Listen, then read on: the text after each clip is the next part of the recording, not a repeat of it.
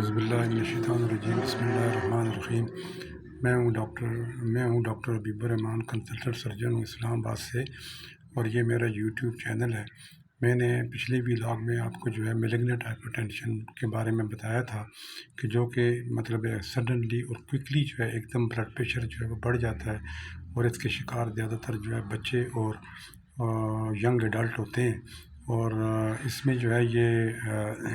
اس کے میں نے آپ کو سائن اینڈ سمٹم وہ میں نے بتائے تھے، اور میں نے کہا تھا کہ کس طرح مریض وہ ڈاکٹر کے پاس وہ آتا ہے۔ تو اس کے بعد جب مریض وہ یہ بھی کہے گا کہ بلڈ ویژن بھی ہوتی ہے، مجھے سر میں درد ہو رہا ہے، فلشنگ ہوتی ہے، یہ سارے کچھ بتاتا ہے، تو اس کے بعد ڈاکٹر وہ اس کے وہ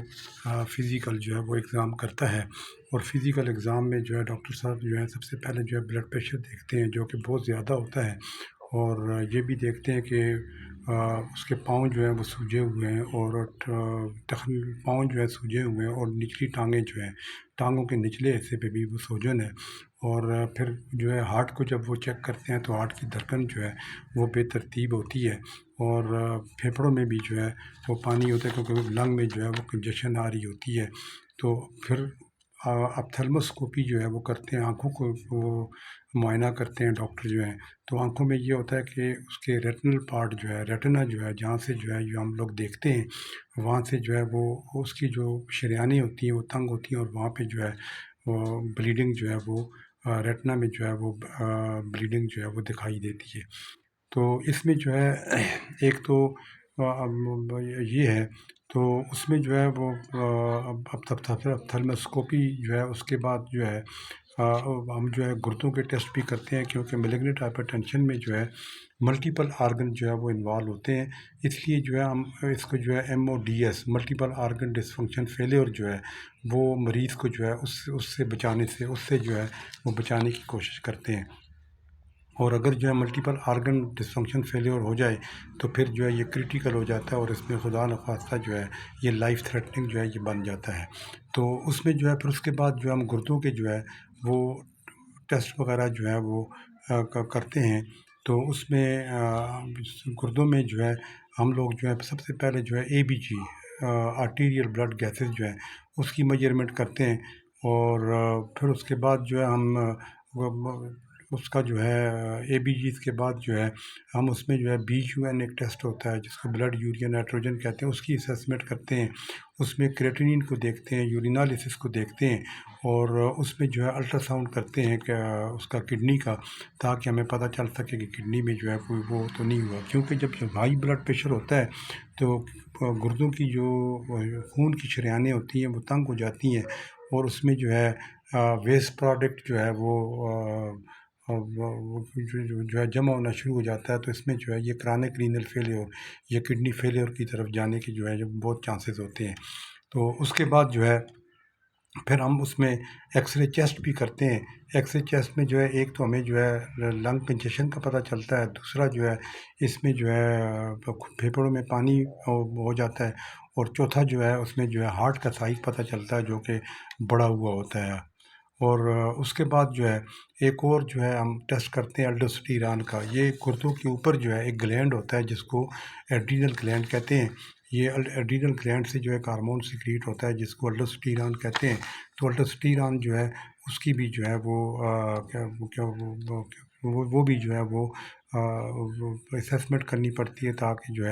ہمیں پتہ چل سکے کہ اس گلینڈ کی اس ہارمون کی الڈوسٹیران کی کیا پوزیشن ہے۔ اور چوتھا ہم کارڈیک انزائمز کرتے ہیں، اور کارڈیک انزائمز اس لیے کرتے ہیں کہ ہم نے ہارٹ کا سٹیٹس دیکھنا ہوتا ہے کہ ہارٹ کا سٹیٹس کیا ہے، اس کے کارڈیک انزائم کیا ہیں، اور ہارٹ کے ڈیمیج کے لیے وہ ہم کرتے ہیں۔ تیسرا ہم ECG کرتے ہیں، اور ECG سے بھی ہم وہ ہارٹ کے سٹیٹس کو معلوم کرتے ہیں۔ اور سب سے امپورٹنٹ وہ ہم CT اسکین کرتے ہیں، کیونکہ ہائی بلڈ پریشر وہ برین کو ڈیمیج کرتا ہے، اور اس میں سٹروک کے چانسز ہوتے ہیں، اور سیزر کے چانسز ہوتے ہیں، یعنی جھٹکے لگنے کے چانسز ہوتے ہیں۔ تو اس لیے ہم CT اسکین وہ برین کا وہ ہمیں کرنا پڑتا ہے۔ اور چوتھا ہم رینین لیول وہ کرتے ہیں، وہ بھی کڈنی کے لیے کرتے ہیں، کڈنی کو، تاکہ اس سے ڈیمیج سے بچایا جا سکے۔ اب اس میں کمپلیکیشن وہ اس میں سب سے پہلی کمپلیکیشن جو ہے وہ برین ڈیمیج ہو سکتی ہے، جس کی وجہ سے مریض کو جو ہے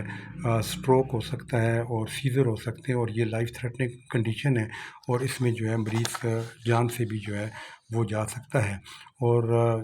دوسرا جو ہے اس میں ہارٹ ڈیمیج ہو سکتا ہے، اور ہارٹ ڈیمیج کی وجہ سے ہارٹ اٹیک ہو سکتا ہے، انجائنا ہو سکتا ہے، کیونکہ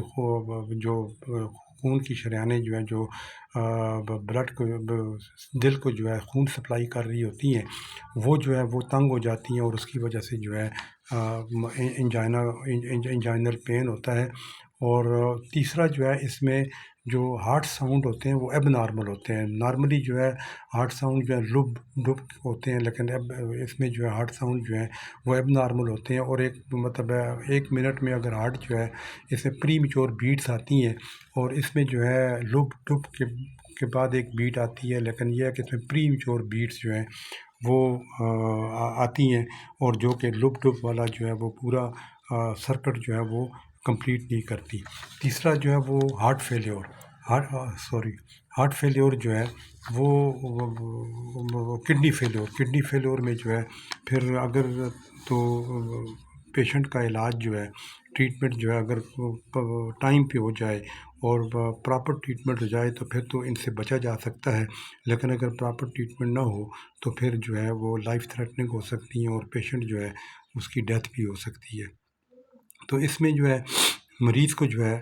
جو ہی یہ حالات پیدا ہوں تو مریض کو جو ہے فوراً ہاسپٹل جانا چاہیے، اور وہاں پہ جو ہے ڈاکٹر کو کنسلٹ کرنا چاہیے۔ ڈاکٹر جو ہے اس کا بلڈ پریشر دیکھے گا، پھر اس کو جو ہے وہ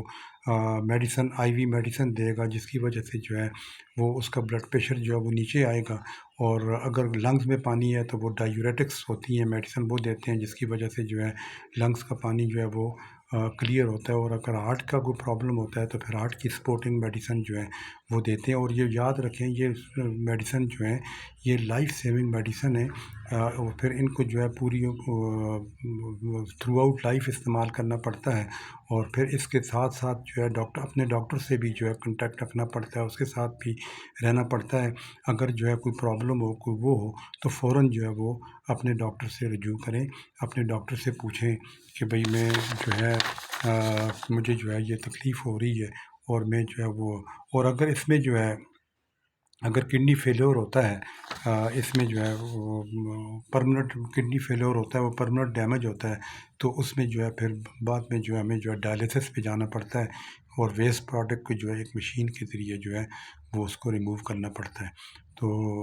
مجھے امید ہے کہ آپ کو میری یہ ویڈیو پسند آئی ہوگی، تو میں آپ سے گزارش کرتا ہوں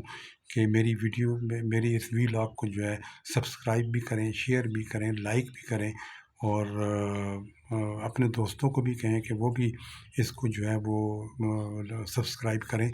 اس سے جو ہے تاکہ مجھے جو ہے اس سے حوصلہ افزائی ملے، اور میں اچھے ویلاگ جو ہے وہ آپ کے لیے لے کے آ سکوں۔ تو آپ اپنا اور اپنے پیاروں کا خیال رکھیے۔ پاکستان پائندہ باد۔